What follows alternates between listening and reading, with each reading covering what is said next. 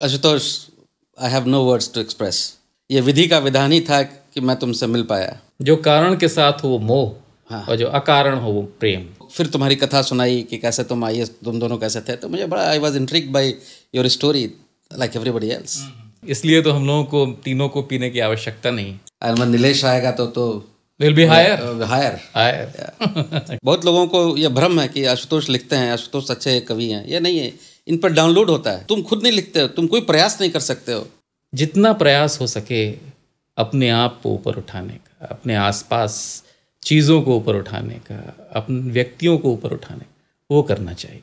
अपने श्रीमुख से वो कहानी सुनाएंगे फिर एक बार।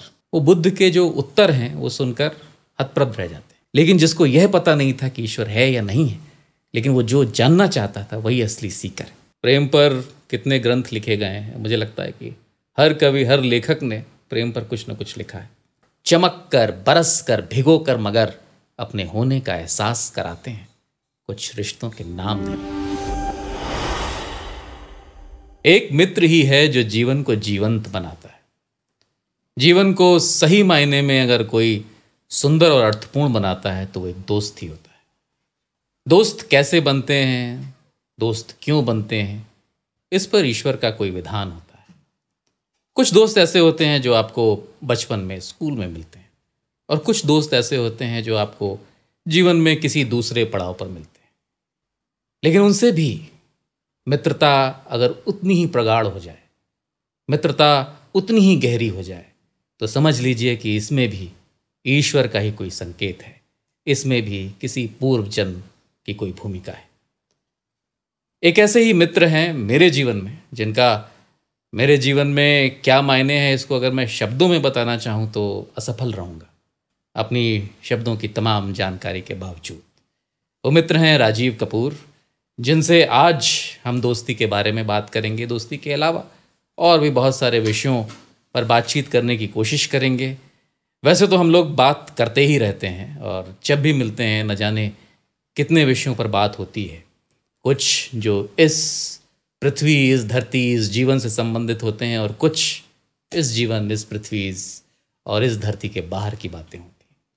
तो राजीव, आपका स्वागत है। और कैसा लग रहा है जब हम लोग दोस्ती की बात कैमरे के सामने कर रहे हैं?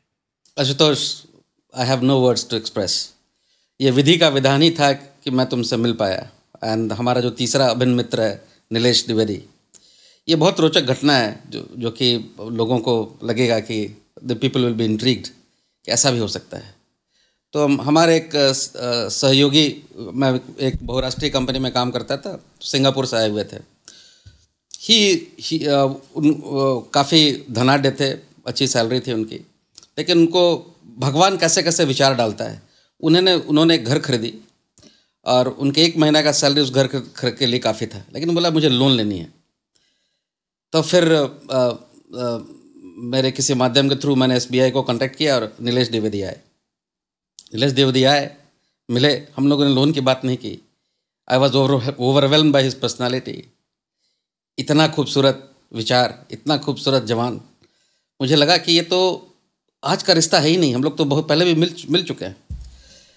तो फिर मैंने नीलेश को बोला कि नीलेश, घर पे मिलते हैं। नीलेश अकेले रहते थे, पत्नी से दूर, तो उन्होंने सहर्ष मेरा निमंत्रण स्वीकार किया। अगर पत्नी के पास रहते तो क्या उस निमंत्रण स्वीकार नहीं करते? नहीं, तब बहुत जल्दी से करते और जल्दी करते अति सहर्ष करते वो। तो फिर वो घर आए, फिर आ गए, एंड वी जस्ट मेल्टेड। हमें लगा कि हम लोग जन्म। फिर बोला कि एक व्यक्ति है जिसका नाम आशुतोष अग्निहोत्री है। वो फिर तुम्हारी कथा सुनाई कि कैसे तुम आइए, तुम दोनों कैसे थे, तो मुझे बड़ा I was intrigued by your story like everybody else. Then तुम मिले, एंड मैं तो बोलता हूँ कि मेरे जीवन में बस 2 ही अध्याय हैं, before Nilesh and Ashu and after Nilesh and Ashu. And after Nilesh and Ashu is a much beautiful picture. मैं तो ये मानता हूँ कि सब बोलते हैं कि मित्र भाई की तरह होते हैं, मैं तो बोलता हूँ कि मित्र भाई से भी ऊपर होते हैं। बिकॉज उनके आने से पहले आपके जीवन में केवल कविता थी, और उनके आने के बाद आपके जीवन में कवि भी आ गए। कवि भी आ गए, मित्र भी आ गए, सखा भी आ गए, बंधु भी आ गए। एंड व्हेन वी 3 मीट, किसी ने मुझसे पूछा हाल में कि ऐसी मित्रता में से क्या बात है, how do you know that you have met a friend. मैं बोला जब तुम मिलो automatic for no reason you become high, without पिए हुए जब तुम में चढ़ जाए, जब बिना पिए हुए तुम खुश हो, अकारण खुश हो, तब समझो कि तुम मित्र के पास बैठे हो। क्या बात है, क्या बात है, बहुत सुंदर बात कही।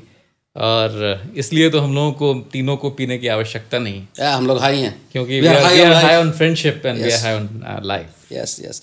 तुमने एक कविता लिखी थी मित्रता पे, तो मैं चाहूँगा कि तुम एक बार फिर से बोलो। हाँ, वो कविता मैंने तुम दोनों को और मेरे और भी कुछ अच्छे मित्र हैं जिनको याद करके मित्रता को समर्पित मैंने यह कविता लिखी थी। और मैंने नीलेश से भी बोला कि मित्रता एक ऐसा रिश्ता है जिसे हम खुद चुनते हैं, और जब हम कुछ खुद बनाते हैं तो उसमें वो हर सौंदर्य का वो हर पहलू डालना चाहते हैं जो एक सर्जक डालता है। तो चूंकि मित्रता के सर्जक हम खुद हैं, इसलिए उसे और सुंदर बनाने का प्रयास करते हैं। तो कविता है कि तुमसे जब संबंध बना, मैं मित्र को बोल रहा हूँ, तुमसे बोल रहा हूँ, नीलेश से बोल रहा हूँ कि तुमसे जब संबंध बना मैं सारे बंधन भूल गया। तुम जन्म रक्त की सीमा के ऊपर के अविरल भाव बने, तुम जन्म रक्त की सीमा के ऊपर के अविरल भाव बने, तुम भव बाधा के सागर में नन्ही सी मेरी नाव बने। तुम बांध नहीं ना बंधन हो, तुम बांध नहीं ना बंधन हो, तुम बहने देते संग बहते। तुम बांध नहीं ना बंधन हो, तुम बहने देते संग बहते। तुम डूबो इससे पहले खुद मैं डूबूंगा जो ये कह दे। हर तूफान को आंख दिखाकर चल देता संग धूल उड़ा। तुमसे जब संबंध बना मैं सारे बंधन भूल गया। तुम दुख में सुख में साथ रहे जन्मों जन्मों के साथी हो। तुम दुख में सुख में साथ रहे जन्मों जन्मों के साथी हो। तुम रंग राग उत्कर्ष हर्ष में डूबी जगमग बाती हो। जो हृदय सींच कर खींच लकीरें खुद बन जाए मित्र वही। जो हृदय सींच कर खींच लकीरें खुद बन जाए चित्र वही। ज्ञान मान अपमान ध्यान से परे मिले बस मित्र वही। तुम क्या हो, तुम क्या हो मेरी खुशबू हो। तुम क्या हो मेरी खुशबू हो। तुमसे ही सुंदर फूल बना। तुमसे जब संबंध बना मैं सारे बंधन भूल गया। मैं हूं बस इतना काफी है जब तुमने यह विश्वास भरा। मैं हूं बस इतना काफी है जब तुमने यह विश्वास भरा। मैं लक्ष्य साधने निकल पड़ा जब तुमने कांधे हाथ धरा। मैं जब आया कुछ पाने को तुम ही तब मेरे कृष्ण बने। मैं जब आया कुछ पाने को तुम ही तब मेरे कृष्ण बने। जब धर्म तोड़ना धर्म बना, जब धर्म तोड़ना धर्म बना तब तुम ही मेरे कर्ण बने। तुमसे यह साहस पाकर ही मैं हर बादल पर झूल गया। और तुमसे जब संबंध बना मैं सारे बंधन भूल गया। मैं सारे बंधन भूल गया। तुम जब बोलते हो तो लगता है कि सरस्वती तुम्हारे जिह्वा में विराजमान है। तुम लिखते नहीं हो। बहुत लोगों को यह भ्रम है कि आशुतोष लिखते हैं, आशुतोष अच्छे कवि हैं। ये नहीं है, इन पर डाउनलोड होता है। ये मैं जो नहीं जानते उनके लिए मैं बताना चाहता हूँ। You just right, you get a flash and you right. हाँ, तुम खुद नहीं लिखते हो, तुम कोई प्रयास नहीं कर सकते हो। और बिना प्रयास मैं किए कुछ हूँ ही नहीं तो मैं कुछ करूँगा कैसे। करेक्ट, तुम कुछ नहीं करते हो। और तुम्हारे व्यक्तित्व के बहुत सारे पहलू हैं। तो उसमें से एक पहलू है तुम्हारा जो सेंसिटिविटी। मैं बहुत ही कम ऐसे मेरे दूसरे भी, आई नॉट से friend but acquaintances who in services, पर तुम्हारा जो सेंसिटिविटी है लोगों के प्रति वो अनकम्पेरेबल। बहुत बिकॉज तुम कवि हो, तुम्हारा कवि हृदय, तुम्हारी पसंद की। और एक और बात मैं कहना चाहता हूँ कि मित्रता एंड प्यार दोनों बिना रीज़न के होता है। बिना रीज़न के you fall in love without a reason and you have a friend without a reason. जो कारण के साथ हो वो मोह, हाँ, और जो अकारण हो वो प्रेम। करेक्ट। तो प्रेम जब तक तुम प्रेम या मित्रता नहीं करोगे, तुम अध्यात्म को, आराध्य को, भगवान को नहीं प्राप्त कर सकते हो। तुम्हारे क्या विचार हैं? तुमने लिखा भी है इस पर, कुछ प्रेम की कुछ कविता सुनाओ। तुमने बहुत ही गूढ़ विषय चुना है चर्चा के लिए। प्रेम पर कितने ग्रंथ लिखे गए हैं। मुझे लगता है कि हर कवि, हर लेखक ने प्रेम पर कुछ न कुछ लिखा है। अभी थोड़े दिन पहले कृष्ण पर एक कविता लिखते समय मैंने प्रेम की मेरी समझ को बताने का प्रयास किया था। और उसमें एक स्टैंजा है कि जो प्रेम हृदय की सीमा के अंदर बंध जाए प्रेम नहीं, जो प्रेम हृदय की सीमा के अंदर बंध जाए प्रेम नहीं, जो प्रेम बिखर कर काजल से आंखें रंग जाए प्रेम नहीं, जो हृदय बना दे सागर सा फिर उससे छलके प्रेम वही, जो रंग छंद आनंद बिखेरे सब पर बरसे प्रेम वही। लेकिन मैंने सोचा कि ये प्रेम तो शायद कृष्ण के परिप्रेक्ष्य में ठीक हो सकता है। एक साधारण व्यक्ति जो प्रेम में बिलकता है या प्रेम में पीड़ा का अनुभव करता है या प्रेम को अपना सब कुछ मान के सब कुछ लुटा देना चाहता है एक ही व्यक्ति के लिए, क्या उसका प्रेम सार्थक नहीं है? मैं कौन होता हूं उसके प्रेम पर कोई जजमेंट देने वाला? इसलिए मैंने प्रेम को और गहराई के साथ समझने का प्रयास किया और मैंने ये भी सोचा कि हो सकता है कि एक व्यक्ति का प्रेम करने का तरीका अलग हो, दूसरे का अलग हो। एक का सही, एक का गलत, एक का अच्छा, एक का बुरा कैसे हो सकता है? प्रेम तो वो है जो सबके अंदर एक कोमलता का भाव भर दे, प्रेम जो मनुष्य को ऊपर उठा दे, मनुष्य को और बेहतर बना दे, वही प्रेम है। तो उसको परिभाषित करने का प्रयास किया और प्रेम पर अभी कुछ दिन पहले एक नई कविता लिखी जो मैं तुम्हें और तुम्हारे माध्यम से सबको सुनाना चाहूँगा कि क्या कहूँ क्या प्यार है, क्या कहूँ क्या प्यार है, क्या प्यार का आधार है, क्या प्यार जीवन मुक्ति है या मोह अपरंपार है, यह मौन है या शब्द है या आ है संकेत है, यह मौन है या शब्द है या आ है संकेत है, यह हृदय का ज्वार है या मुट्ठियों की रेत है, यह मुस्कुराता स्वप्न है, यह मुस्कुराता स्वप्न है या कसमसाता सत्य है, यह पथिक पाथेय पथ है या स्वयं गंतव्य है। एक कहता प्यार मिटना, एक कहता प्यार मिटना, दूसरा कहता सृजन है, एक तपता आंच में है, दूसरा गाता मगन है, एक कहता प्यार तृष्णा, एक कहता प्यार तृष्णा, दूसरा की तृप्ति है ये। वाह। और एक माने जागरण है, दूसरा सुषुप्ति है यह, एक दिल में प्यार की पीड़ा समेटे सह रहा है, दूसरा जो प्यार की खुशबू बिखेरे बह रहा है, एक कहता प्यार जोड़े जोड़कर भी जो न बांधे, दूसरा कि बंध गए हम इसलिए परिवार साधें। यह शर्त है, अधिकार है या भक्ति है, श्रृंगार है, यह शर्त है, अधिकार है या भक्ति है, श्रृंगार है, यह समर्पण है कि बस अपना ही खुद विस्तार है। तुम मुझे देखो मुझे चाहो यही क्या प्यार है। वाह। तुम मुझे देखो मुझे चाहो यही क्या प्यार है, या दूर होकर भी तुम्हारी ही खुशी संसार है। कौन सा है प्यार अच्छा यह नहीं मैं जानता हूं, कौन सा है प्यार अच्छा यह नहीं मैं जानता हूं, जो है जिसका और जैसा प्यार उसको मानता हूं। प्यार किससे प्यार कितना, प्यार किससे प्यार कितना, यह अलग उसको बनाता। स्नेह है वात्सल्य यह आराधना या खुद विधाता। प्यार के बिन पत्थरों में प्राण बस सकते नहीं हैं, प्यार के बिन पत्थरों में प्राण बस सकते नहीं हैं, और प्यार के बिन आंसुओं में गीत हंस सकते नहीं। वाह। प्यार के बिन आंसुओं में गीत हंस सकते नहीं। बहुत खूब, बहुत खूब। एक बार और मैं तुम्हें बताना चाहूँगा कि जब भी मैं कुछ पढ़ता हूँ नया, आध्यात्मिक या अदरवाइज, सबसे पहले मैं तुमसे शेयर करता हूँ और उसके बाद कुछ छोटी सी स्टोरी हो, कहानी हो, उससे फिर मैं तुम्हारे मुंह से सुनता हूँ, बिकॉज तुम्हारे मुंह से वो उसका दूसरा ही अर्थ निकलता है। तो इतनी सारी कहानियाँ जो मैंने तुम्हें भेजी है, प्रेषित की है, उसमें से तुम एक छोटी कहानी कोई जो तुम्हारे पसंद की हो सुनाओ, कि तुम्हारे मुंह से इतना अच्छा लगता है। खास तौर से मुझे ओशो की सुनाई हुई बहुत सारी कहानियाँ भेजी। एक कहानी जिसने मुझे सबसे अधिक प्रभावित किया, वो मैं पहले भी सुना चुका हूँ, वो है दो पत्तों की कहानी। और वो इसलिए और अधिक अर्थपूर्ण है क्योंकि वो जीवन बदलने का, उसके अंदर जीवन बदलने की शक्ति है। ये दो पत्ते हैं और जीवन में, संसार में दो तरह के लोग होते हैं। कि सोचते हैं कि मैं इस ज़िंदगी में जो चाहूँगा हासिल कर लूँगा। बहुत सारे लोग हैं और उस लक्ष्य को हासिल करने के लिए वो तमाम तरह के यत्न करते हैं। जो यत्नों को करने में जिन साधनों का प्रयोग होता है वो अच्छे बुरे सही गलत हो सकते हैं।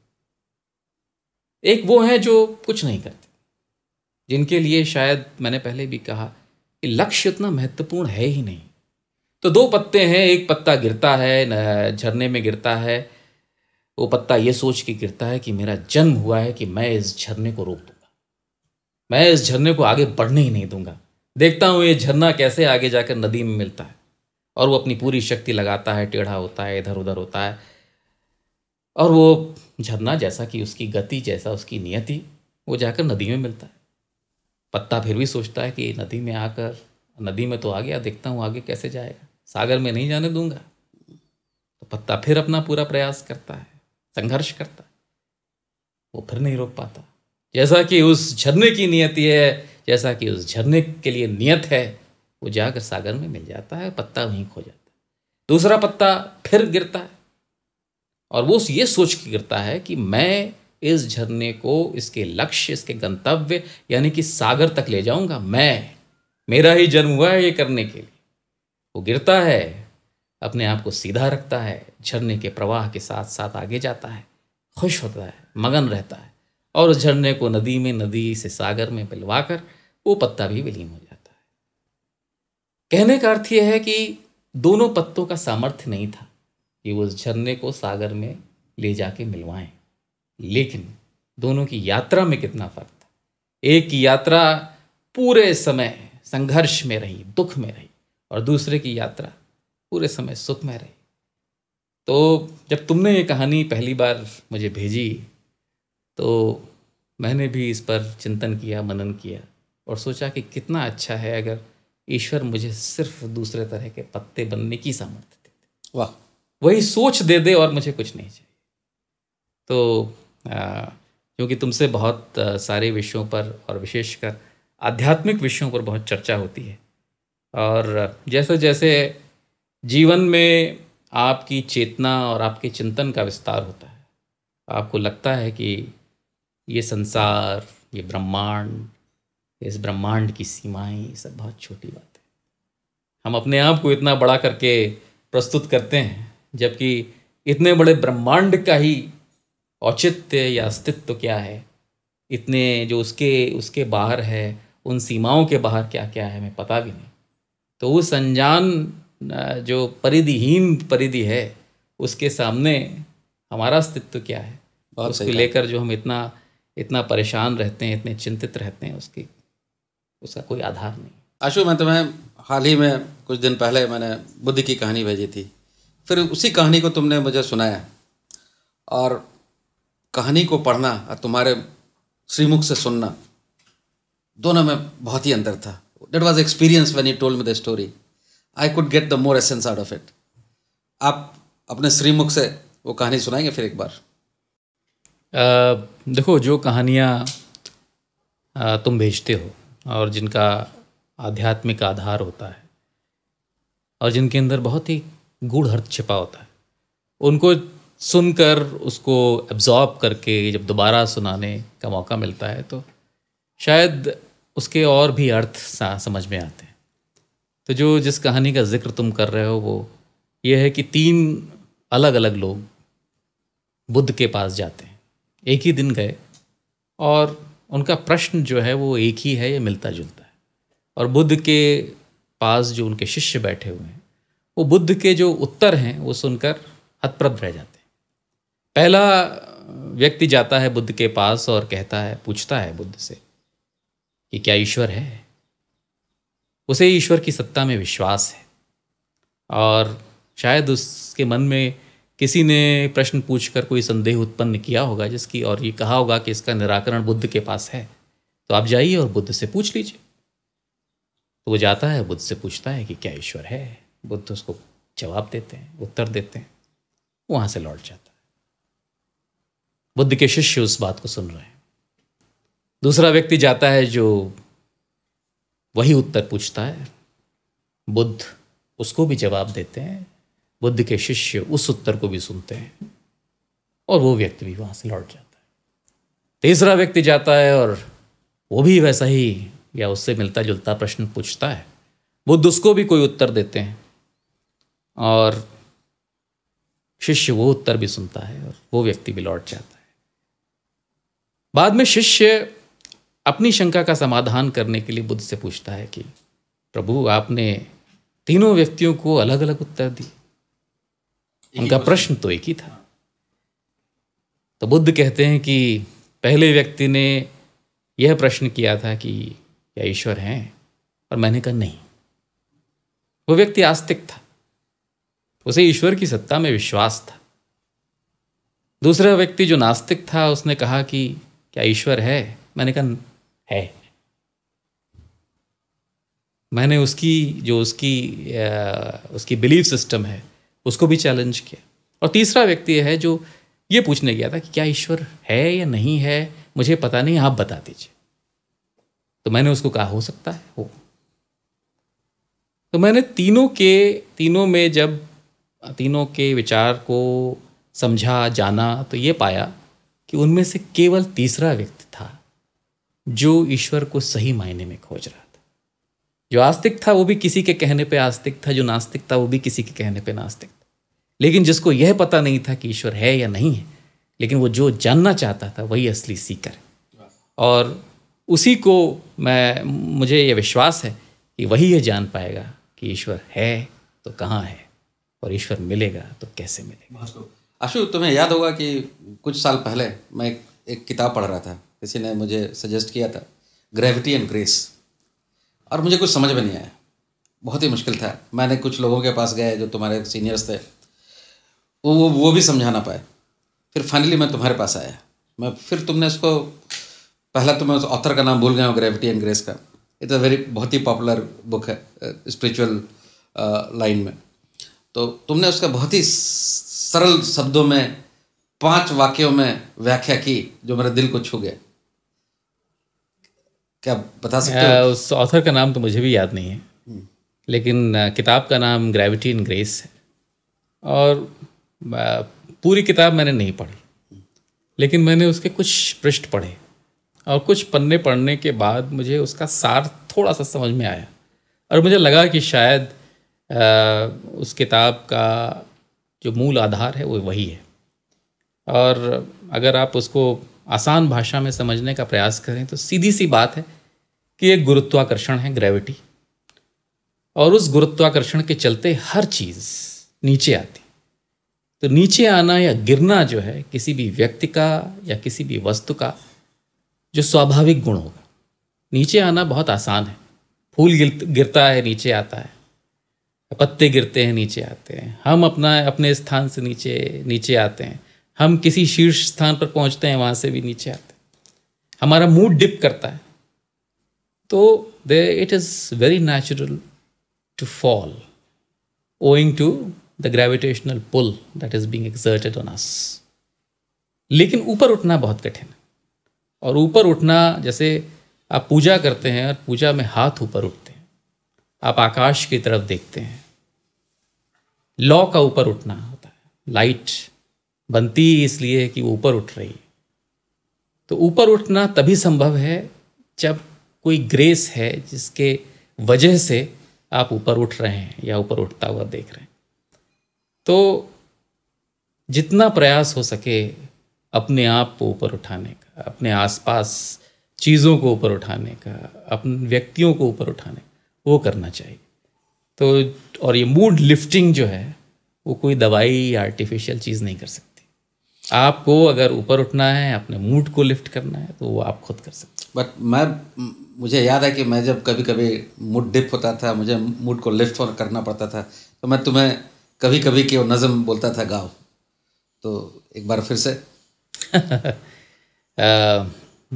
कभी कभी में जो शायर लुधियानवी की नज़म है, जिसका पाठ अमित जी ने फिल्म में किया है, उसको मैं कई बार सुना चुका हूँ, आज फिर सुनाने की कोशिश करता हूँ।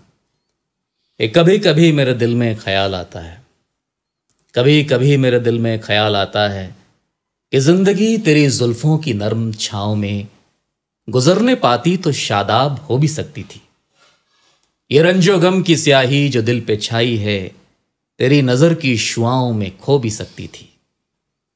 मगर ये हो न सका, मगर ये हो न सका, और अब ये आलम है कि तू नहीं, तेरा गम, तेरी जुस्तजू भी नहीं। कि तू नहीं, तेरा गम, तेरी जुस्तजू भी नहीं, गुजर रही है कुछ इस तरह जिंदगी जैसे ऐसे किसी के सहारे की आरज़ू भी नहीं। न कोई राह, न मंजिल, न रोशनी का सुराग, भटक रही है अंधेरों में जिंदगी मेरी, इन्हीं अंधेरों में रह जाऊंगा कभी खोकर। मैं जानता हूं मेरी हमनफस, मगर यूं ही कभी कभी मेरे दिल में ख्याल आता है। वाह, बहुत खूब, बहुत खूब।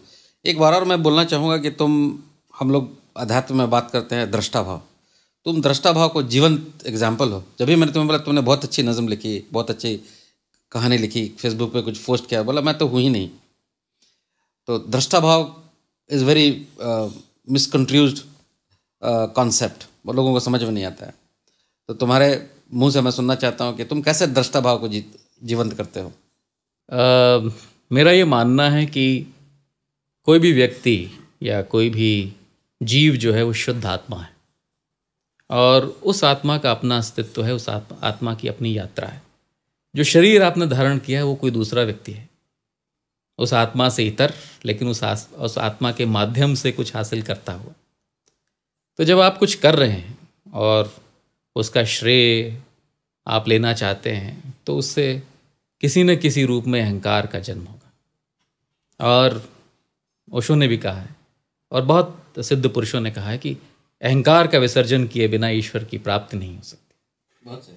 तो जब आपको इस अहंकार की संभावना से भी दूर रहने की कोशिश करनी है, तो आपको इन दो आत्मा और शरीर, व्यक्ति और शुद्ध आत्मा, शुद्ध चेतन आत्मा, उन दोनों के बीच में अगर आप पार्थक्य समझ लें तो अच्छा होगा।